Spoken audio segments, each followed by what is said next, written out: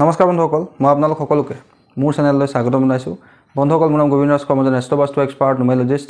বন্ধুসকল, আপোনালোকৰ সুবিধাৰ্থে মই চেনেলটোত বাস্তুৰ সম্পৰ্কে, সংখ্যাতত্বৰ সম্পৰ্কে, জ্যোতিষৰ সম্পৰ্কে, তাৰ লগতে আপোনালোকৰ বিভিন্ন সমস্যাৰ সমাধানৰ উপায়সমূহৰ সম্পৰ্কে আলোচনা কৰি থাকোঁ। গতিকে যদিহে আপোনালোকৰ মোৰ চেনেলৰ ভিডিঅ'সমূহ চাই ভাল লাগে, অনুগ্ৰহ কৰি মোৰ চেনেলটো ছাবস্ক্ৰাইব কৰিব, ভিডিঅ'সমূহ লাইক কৰিব, কমেণ্ট কৰিব আৰু যিমান পাৰে শ্বেয়াৰ কৰিব। বন্ধুসকল, আজি মই আপোনালোকৰ লগত আপোনালোকৰ আৰ্থিক উন্নতিৰ কাৰণে কেইটামান চমৎকাৰী বৈদিক উপায়ৰ সম্পৰ্কে আলোচনা কৰিবলৈ পাইছোঁ। বন্ধুসকল, যদি আপোনাৰ ব্যৱসায় ভালদৰে চলা নাই, আৰ্থিক সমস্যাই আপোনাক জুৰুলা কৰিছে, তেন্তে আপুনি ইয়াৰ পৰা উদ্ধাৰৰ কাৰণে কি এনে উপায় কৰিব পাৰে যাৰ জৰিয়তে আপোনাৰ আৰ্থিক উন্নতি আপুনি লাভ কৰিব পাৰে। বন্ধুসকল, এটা কথা কিন্তু সত্য যে আমি আমাৰ উন্নতিৰ কাৰণে, ধন টকা পইচাৰ ইনকামৰ কাৰণে সদায় আমি কৰ্ম কৰিবই লাগিব।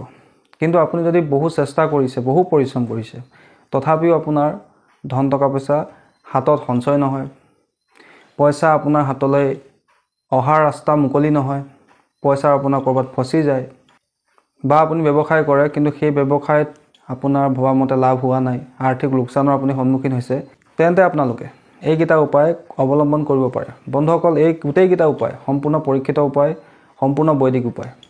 আৰু যদি মই কোৱা ধৰণে আপোনালোকে ইয়াক প্ৰয়োগ কৰে, ইয়াৰ ৰিজাল্ট আপোনালোকে নিজ চকুৰে দেখিবলৈ পাব। বন্ধুসকল, আপোনালোকৰ আৰ্থিক সমস্যা দূৰ কৰিবৰ কাৰণে আপোনালোকে প্ৰত্যেক দিনে মা লক্ষ্মীৰ ধ্যান কৰিব লাগে। মা লক্ষ্মীৰ যিকোনো মন্ত্ৰ, ওম হ্ৰীম শ্ৰীম কমলে কমলালয়ে প্ৰসিদ্ধ ওম হ্ৰীং শ্ৰীং নম, অথবা ওম শ্ৰীম মহালক্ষ্মী নম, যিকোনো মা লক্ষ্মীৰ মন্ত্ৰ আপোনালোকে প্ৰত্যেক দিনে জপ কৰিব লাগে।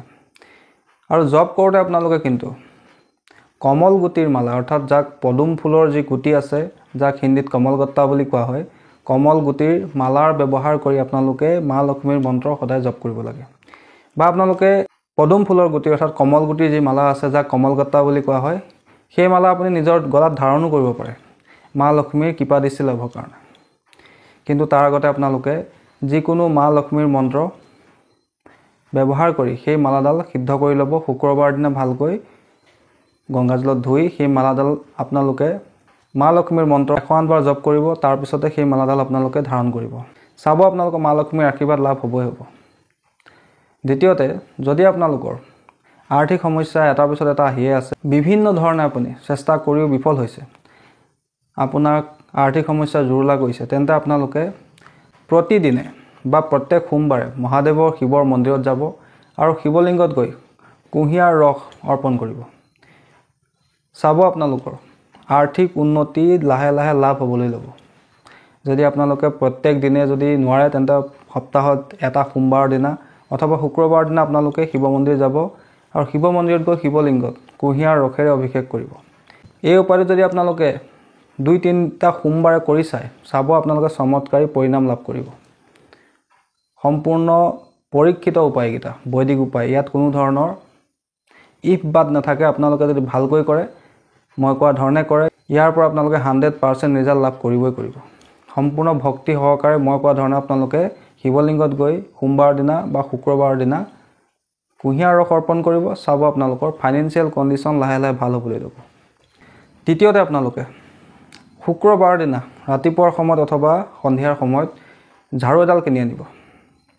ঝাৰু এডাল কিনি আনি আপোনাৰ ঘৰৰ ওচৰত যদি কোনোবা ধৰ্মস্থান আছে, মন্দিৰ আছে, নামঘৰ আছে বা দেৱালয় আছে, সেই তালৈ গৈ পেলাই তাৰ ফ্ল'ৰ বা মজিয়াখন আপোনালোকে সেই ফুল ঝাৰুৰ দ্বাৰা চাফা কৰিব আৰু মনে মনে আপোনালোকৰ আৰ্থিক উন্নতি কামনা কৰিব।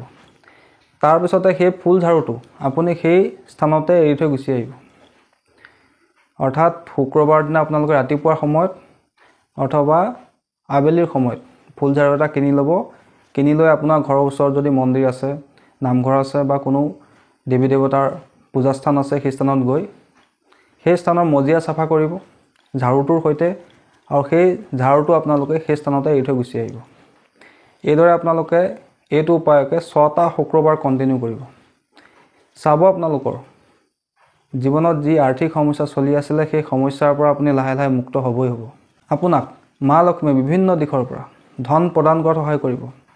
ইনকামৰ উৎস আপুনি লাভ কৰিব। ফচি থকা ধনো আপুনি লাভ কৰিব। বন্ধুসকল, তাৰোপৰি বহুতো ব্যক্তিয়ে নিজৰ লগত পাৰ্চ ৰাখে, কিন্তু সেই পাৰ্চত তেওঁলোকে বিভিন্ন অলাগতিয়াল বস্তু কিছুমান ভৰাই ৰাখে, যেনেকৈ নচলা পইচা, ফটা পইচা, পুৰণা বিল, কাৰেণ্টৰ বিল, ATMৰ ৰিচিপ্ট, এই কিছুমান বস্তু তেওঁলোকে অলাগতিয়ালভাৱে ভৰাই ৰাখে। কেতিয়াও পাৰ্চত অলাগতিয়াল বস্তু ৰাখিব নালাগে। তাৰোপৰি পাৰ্চত দেৱী দেৱতাৰ চিত্ৰও ৰাখিব নালাগে।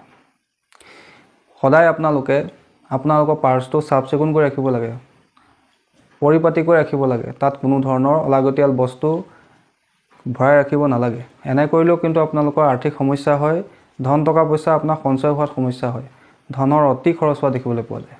তাৰোপৰি যদি আপোনালোকৰ ঋণ ধাৰৰ বোজা দিনক দিনে বাঢ়ি গৈ আছে, আপোনাৰ ওপৰত বহু টকাৰ ঋণ আছে, তেন্তে সেই ঋণৰ পৰা মুক্ত হ'বৰ কাৰণে আপোনালোকে প্ৰত্যেক দিনে ঋণ মুক্তি মংগল স্তোত্ৰ পাঠ কৰিব লাগে, হনুমান দেৱতাৰ আৰাধনা কৰিব লাগে আৰু ঋণৰ কিস্তি পাৰিলে মংগলবাৰে দিবলৈ চেষ্টা কৰিব লাগে। যদি আপোনাৰ টকা পইচা ক'ৰবাত ফচি আছে, তেন্তে আপোনালোকে আপোনাৰ যি ড্ৰয়িং ৰুম আছে, যি আপোনাৰ অফিচ আছে, সেই স্থানত, অফিচ বা ড্ৰয়িং ৰুমৰ স্থানত আপুনি যোনটো চেয়াৰত বহে, সেই চেয়াৰখনৰ পিছফালৰ ৱালখনত শ্ৰীকৃষ্ণই এটা ভৰিৰ ওপৰত ভৰ দি বাঁহী বজাই থকা এখন চিত্ৰ আপোনালোকে লগাই ৰাখিব। চাব আপোনালোকৰ পাবলগীয়া ধনখিনি সোনকালে আপোনাৰ ওচৰলৈ অহাৰ বাট মুকলি হ'ব। আপোনালোকে মঙলবাৰৰ দিনা আপোনাৰ ঘৰৰ ওচৰত যদি কোনোবা আহঁত গছ আছে, পিপল গছ আছে, সেই আহঁত গছৰ ওচৰলৈ যাব। সেই আহঁত গছৰ পৰা আজ্ঞা লৈ আপোনালোকে আহঁত গছৰ পাত এখিলা লৈ আহিব। কেনেকৈ আজ্ঞা ল'ব লাগে? আপোনালোকে আহঁত গছজোপাক ক'ব যে হে বৃক্ষ দেৱতা, মোৰ এটা বিশেষ সমস্যাৰ কাৰণে আপোনাৰ পাত এখিলা মোৰ আৱশ্যক হৈছে, গতিকে অনুগ্ৰহ কৰি আপুনি অনুমতি দিয়ে যান। এই বুলি কৈ আপোনালোকে আহঁত গছজোপাৰ পাত এখিলা ছিঙি আনিব। ছিঙি আনি আপোনাৰ ঘৰত ৰেড পেন এটা লৈ, অৰ্থাৎ ৰঙা কলম এটা লৈ শ্ৰী ৰাম এই শব্দটো লিখিব আৰু তলত যাৰ পৰা পইচা পাবলৈ আছে সেই ব্যক্তিজনৰ সম্পূৰ্ণ নামটো লিখিব। তাৰপিছত আপোনালোকে সেই আহঁতৰ পাতটো ৰঙা ৰছীৰে বান্ধি কোনোবা এটা নতুন মৌজোলৰ বটল কিনি আনিব। সেই বটলটোত মৌজোল থাকিব লাগে। সেই পাতখিলা আপোনালোকে সেই সূতাৰে বান্ধি থোৱা পাতখিলা মৌজোলৰ বটলটোৰ ভিতৰত ভৰাই দিব, ভালকৈ সাঁফুখন টাইটকৈ বান্ধি দিব। তাৰপিছত আপোনালোকে সেই মৌজোলৰ টেমাটো হনুমানজীৰ চৰণত অৰ্পণ কৰিব। যদি আপোনাৰ ঘৰত হনুমানজীৰ ফটো আছে, মূৰ্তি আছে, তেওঁৰ চৰণত আপুনি ৰাখি দিব, অথবা আপুনি হনুমান মন্দিৰত লৈ গৈ পেলাই হনুমান দেৱতাৰ চৰণত আপোনালোকে ৰাখি দিব। ৰাখি লৈ হনুমানজীক প্ৰাৰ্থনা কৰিব যে হনুমান দেৱতা, যিদৰে তুমি শ্ৰীৰামৰ সকলো কাম সিদ্ধ কৰিলা, তোমাক ৰামৰ দোহাই, তোমাক লক্ষ্মণৰ দোহাই, তোমাক সীতাৰ দোহাই, মোৰ এজন আমুক ব্যক্তিৰ ওচৰত ইমান পইচা ফচি আছে, তাক উদ্ধাৰ কৰাৰ তুমি মোক ৰাস্তা দেখুওৱা বা উদ্ধাৰ কৰাত মোক সহায় কৰা। এইদৰে আপোনালোকে হনুমানজীক প্ৰাৰ্থনা কৰিব। পাৰিলে তাতে বহি আপোনালোকে ৩-৪ বাৰ হনুমান চালিচা পাঠ কৰিব। চাব আপোনালোকৰ ক'ৰবাত যদি পইচা বেছিকৈ ফচি আছে, সেই ব্যক্তিজনে আপোনাক পইচা দিবলৈ মন কৰা নাই, তেন্তে আপোনালোকৰ এই প্ৰয়োগটোৰ জৰিয়তে সেই ব্যক্তিজনৰ পৰা পাবলগীয়া ধনখিনি আপোনালোকে সোনকালে লাভ কৰিব বা ধনখিনি লাভ কৰাৰ পথ আপোনালোকে লাভ কৰিব। একেবাৰে সহজ উপায়, ইয়াত টকা পইচা খৰচ কৰিবলগীয়া নহয়। আপোনালোকে মই কোৱা ধৰণে কৰিব, নিশ্চয় ইয়াৰ পৰা আপোনালোকে ভাল ফল লাভ কৰিব। বন্ধুসকল, যিখিনি উপায় মই এতিয়া আপোনালোকক দিলোঁ, এই গোটেইকেইটা উপায় সম্পূৰ্ণ পৰীক্ষিত আৰু বৈদিক উপায়। আপোনালোকে মই কোৱা ধৰণে যেনেকৈ ক'লোঁ সেইদৰে আপোনালোকে ইয়াক প্ৰয়োগ কৰিবলৈ চেষ্টা কৰিব। চাব আপোনালোকৰ আৰ্থিক সমস্যা মা লক্ষ্মীৰ কৃপাত লাহে লাহে দূৰ হ'ব। সম্পূৰ্ণ মনত আস্থা ৰাখি, ঈশ্বৰৰ প্ৰতি ভক্তি ৰাখি মা লক্ষ্মীক সন্তুষ্ট কৰিবৰ কাৰণে মই কোৱা ধৰণে আপোনালোকে উপায়কেইটা কৰি চাব। নিশ্চয় ইয়াৰ পৰা আপোনালোকে ভাল ফল লাভ কৰিব। বন্ধুসকল, আশা কৰিছোঁ আজি আপোনালোকৰ আৰ্থিক উন্নতিৰ এই উপায়কেইটাৰ সম্পৰ্কে জানি ভাল লাগিলে। আশা কৰিছোঁ আপোনালোকৰ ভিডিঅ'টো ভাল লাগিলে। যদি ভাল লাগিলে অনুগ্ৰহ কৰি ভিডিঅ'টো লাইক কৰি দিব, কমেণ্ট কৰিব আৰু মোৰ চেনেলটো ছাবস্ক্ৰাইব কৰিব। ধন্যবাদ।